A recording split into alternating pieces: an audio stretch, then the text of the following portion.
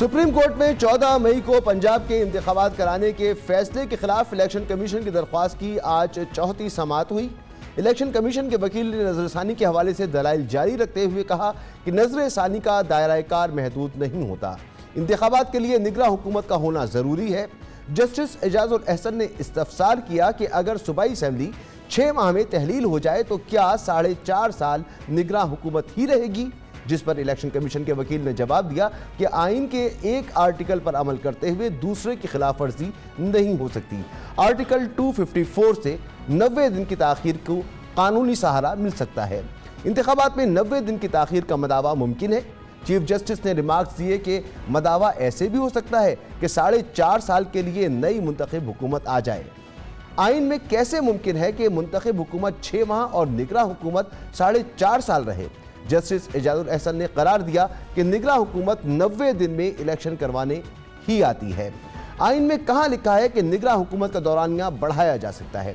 Justice Munib Akhtar ने बहस में हिस्सा लेते हुए कहा कि इलेक्शन कमीशन तो कहता था फंड्स और सिक्योरिटी दें तो इंतखाबात करवा देंगे, अब आइन के हुसूल की बात करके खुद इससे भाग रहे हैं। चीफ जस्टिस ने कहा कि बतौर आइन की मुहाफिज अदालत कब तक खामोश रहेगी, आर्टिकल 224 को कितना अर्स खाने में रख सकते हैं। सहील सवाती ने कहा कि हक़ाइक़ और सियासी माहौल को देखकर ही 8 अक्टूबर की तारीख दी थी। 9 मई को जो हुआ इस पर खदशे का इजहार कर चुके थे। जस्टिस मुनीब अख्तर ने रिमार्क्स दिए कि ऐसा नहीं हो सकता कि जो आपको बेहतर लगे वो मौक़िफ़ अपना लें। इलेक्शन कमीशन के वकील ने अपना मौक़िफ़ दोहराते हुए कहा कि मौजूदा हालात में अलग अलग इंतखाबात मुमकिन नहीं। पंजाब में मुंतखब हुकूमत आ गई तो कौमी असम्बली के इंतखाबात कैसे शफाफ होंगे। जस्टिस मुनीब अख्तर ने कहा कि जिस आइनी उसूल की आप बात कर रहे हैं उसके मुताबिक तो असम्बली तहलील ही नहीं होनी चाहिए। चीफ जस्टिस ने नुक्ता उठाया कि कल अरकाने असम्बली के लिए 20 अरब की सप्लीमेंट्री ग्रांट मंजूर हुई। इलेक्शन कमीशन को भी 21 अरब ही दरकार थे। हुकूमत जो कहती है इलेक्शन कमीशन खामोशी से मान लेता है। चीफ जस्टिस उमर रज़ा बंदियाल की सरबराही में 3 रुकनी बेंच पीर को मामले की दोबारा समाअत करेगा। गुज़िश्ता रोज समाअत के बाद पीटीआई के वकील बैरिस्टर अली जफर का कहना था कि आइन का कत्ल हो चुका है क्योंकि इस पर अमल दरामद नहीं हो रहा, इलेक्शन नहीं हो रहे। हुकूमत और तहरीक इंसाफ ने पंजाब इलेक्शन नजरसानी केस में अपना जवाब जमा कराया। वफाकी हुकूमत ने अपने जवाब में सुप्रीम कोर्ट से अपने 4 अप्रैल के फैसले पर नजरसानी की दरख्वास्त करते हुए कहा कि अगर पंजाब में इंतखाबात पहले हुए तो कौमी असम्बली के इंतखाबात मुतासर होने का अंदेशा है, लिहाजा पंजाब में इंतखाबात कौमी असम्बली के इंतखाबात के साथ एक ही वक्त पर होने चाहिए। जबकि पीटीआई ने अपने जवाब में सुप्रीम कोर्ट से नजरसानी अपील मुस्तरद करने की इस्तदा करते हुए कहा कि आइन में कहीं नहीं लिखा कि तमाम इंतखाबात एक साथ हों। 14 मई को इलेक्शन से मुतालिक सुप्रीम कोर्ट के अहकामात पर तो अमल नहीं हो सका, लेकिन साबिक़ वज़ीर आज़म इमरान खान अब इस खदशे का इजहार कर रहे हैं कि हुकूमत अक्टूबर में भी इंतखाबात नहीं कराएगी। इस सारे मामले पर बात करेंगे। हमारे साथ मौजूद हैं सीनियर सहाफ़ी जनाब हसनात मलिक साहब। हसनात साहब बहुत शुक्रिया वक्त देने के लिए। हसनात साहब, सुप्रीम कोर्ट की जानिब से 14 मई को इलेक्शन पंजाब में कराने की जो तारीख दी गई थी वो तारीख तो अब गुजर गई है और इस हवाले से इलेक्शन कमीशन की नजरसानी की दरख्वास्त उसकी समाअत चल रही है। अब तक 4 समाअतें हो चुकी हैं। अभी तक इलेक्शन कमीशन के वकील ही दलाइल दे रहे हैं।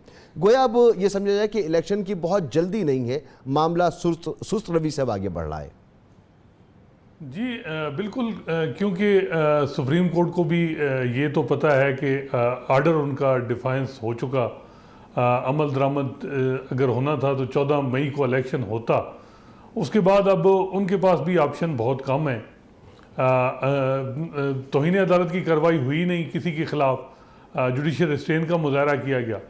तो अब अदालत की तरफ से ये था कि जो रिव्यू में जो नुकात उठाए जा रहे हैं वो क्या हम एंटरटेन कर सकते हैं, और दूसरी बार बार उनकी तरफ से ये था कि हम ओपन माइंड से बैठे हैं, क्योंकि इस वक्त मिसट्रस्ट बढ़ा है हुकूमत और सुप्रीम कोर्ट के दरमियान, ख़ासकर चीफ जस्टिस और उन इस बेंच के दरमियान। तो वो मिसट्रस्ट की वजह से मसाइल जो हैं वो ज़्यादा हुए और पूरा इलेक्शन मैटर भी अगर आप देखें तो ये मिस हैंडल हुआ।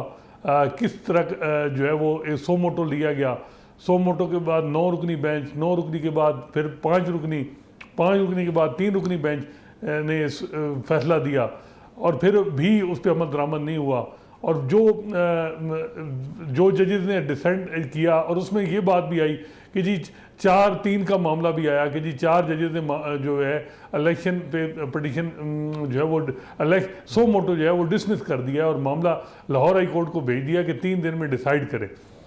अब 4-3 का जो मामला है वो ये कोई हुकूमत की तरफ से नहीं, ये सुप्रीम कोर्ट के अंदर से ये डिबेट शुरू हुई।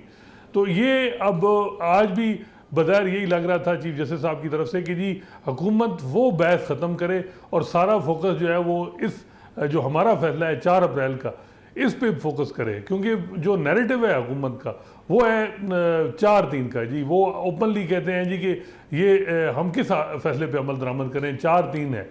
अब 4-3 का जो मामला है उसमें चीफ जस्टिस साहब ने आज भी कहा कि जी आपने मेन केस आर्गू नहीं किया, आप फोकस आपका नंबर पे था, फुल कोर्ट पे था।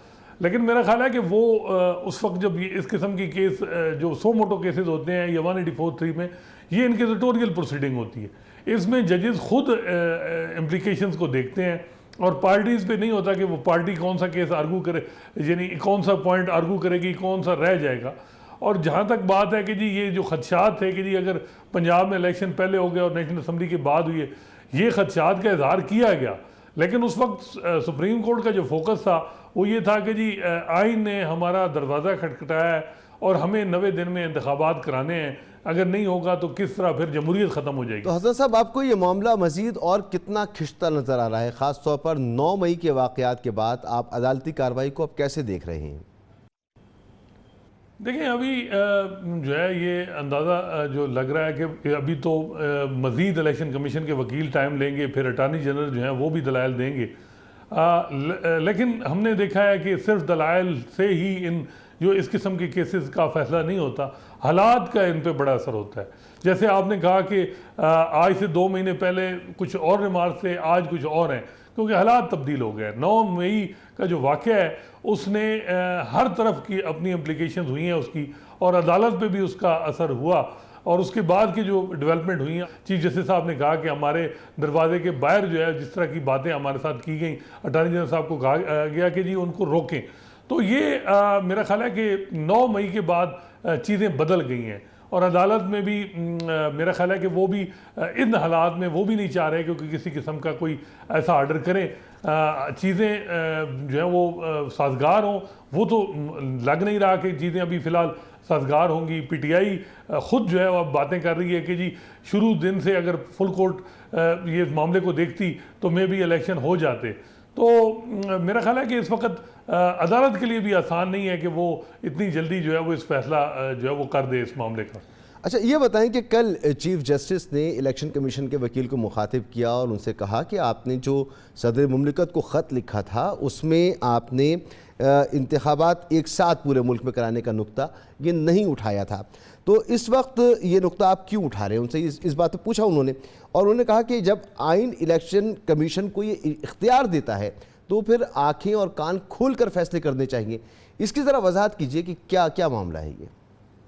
देखिए इस वक्त भी बहुत मिसट्रस्ट है, हुकूमत को कोई ट्रस्ट नहीं, एतमाद नहीं कि फैसला उनके हक़ में इस बेंच से आए, और वो किसी तरह भी कोई ऐसी बात नहीं करना चाह रहे जिससे उनका जो बयानिया है उसको नुकसान पहुँचे। चीफ जस्टिस साहब जो बात कर रहे हैं कि जी उसमें ये बात है कि जी जो वो कह रहे थे कि जी ये पहले ये नुक्ते उठाए जाते और सदर पाकिस्तान को ये चीज़ क्यों नहीं की गई।